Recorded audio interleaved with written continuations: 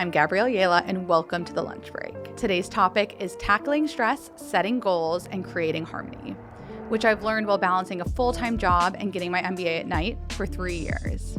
As you may have heard, Jeff Bezos has coined the phrase work-life harmony, after saying that work-life balance is a debilitating concept. He says this because he believes being energized in one area ultimately improves all other areas of your life, which I do agree with. And similarly, Anne Hathaway, during a whirlwind press tour, was asked, "Aren't you tired?" To which she responded saying, "When you get tired, ask yourself, do you love the reason you're tired? Because I do. I love my job." So these quotes remind us that work and fun can coexist, especially if you choose the right job for you and focus on what's important in life. And remember, everyone prioritizes and values different things. However, sometimes when you overcommit to juggling too many things, you do need to reprioritize. I struggle with this myself, as I tend to be a quote-unquote yes person and try to do everything. A nice visual that works for me is if you're juggling a few balls, some are glass and some are rubber. The glass ones, those cannot be dropped. Zeroing in on those glass balls frees you to drop the rubber balls that can fall off your plate, at least temporarily.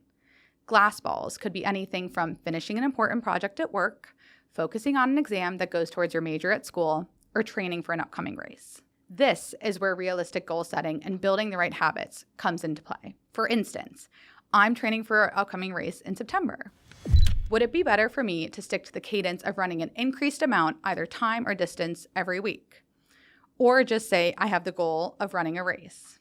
It's the former, not the latter. And setting goals helps connect you to where you are today and where you'd like to be in the future. So how do we apply this to our careers? I encourage you to write down realistic short-term goals that are under a year and long-term goals that could happen even 10 years down the road. No goal is too lofty.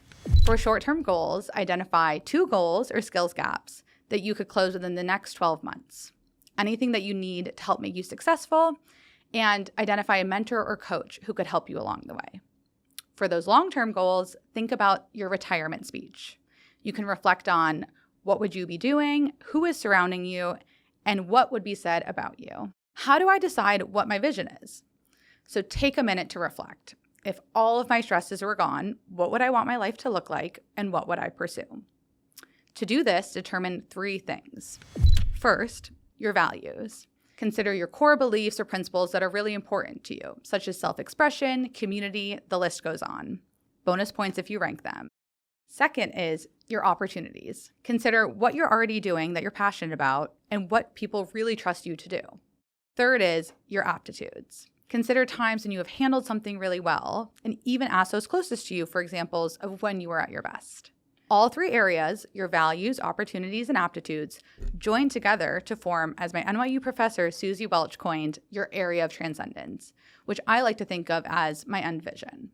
Establishing this greater vision will help build out those specific habits. As discussed in James Clear's book, Atomic Habits, to build out identity-based habits, you need to, first, put good things into your mind. Then, put those things into action. Third, build your actions, and then ultimately build virtue.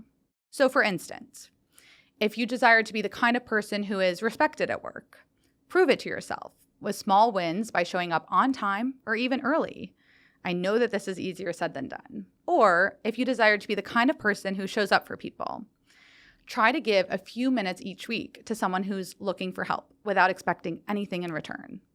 You'll realize that you find more joy in things than you even expected, and this will give you more energy moving forward. Ultimately, over time with discipline, you'll become that person that you've been working towards. So one closing thought. It's all about perspective and aligning your values. Everything you need is within you, and this will help you show up in an authentic way. Think about one tangible thing that you can do each week to build a consistent habit to move you towards your end goal. To continue learning about goal setting, I'll make sure to include in the show notes the Atomic Habits book that I referenced earlier. Well, thank you so much for listening today. My goal here is to polish up your soft skills and activate confidence once in the workplace while tackling life's challenges throughout our careers. Is there someone that you think would benefit from this session? If so, please share with that friend, family member, anyone else who might need a bit of encouragement when it comes to career readiness and the future. Also, subscribe so it can be top of mind or rate it 5 stars so others can find it.